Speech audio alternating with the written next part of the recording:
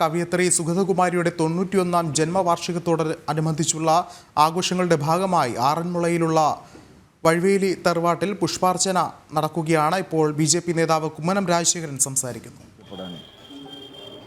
ആ മഹതിയുടെ ആശയങ്ങൾ നെഞ്ചിലേറ്റാൻ ഇവിടെ വരികയും ഇവിടെ ഈ ഒരു വീടിന് ഒരു പ്രദക്ഷിണം വയ്ക്കുകയും ഒക്കെ ചെയ്യുന്നത് തീർച്ചയായിട്ടും അത് നമ്മുടെ ജീവിതത്തിൽ നമുക്കൊരു വലിയ ഒരു പ്രചോദനം തന്നെയാണ്. ആ അമ്മയെ സ്മരിച്ചുകൊണ്ട് ഞാൻ പുഷ്പാർച്ചന നടത്തുകയാണ്.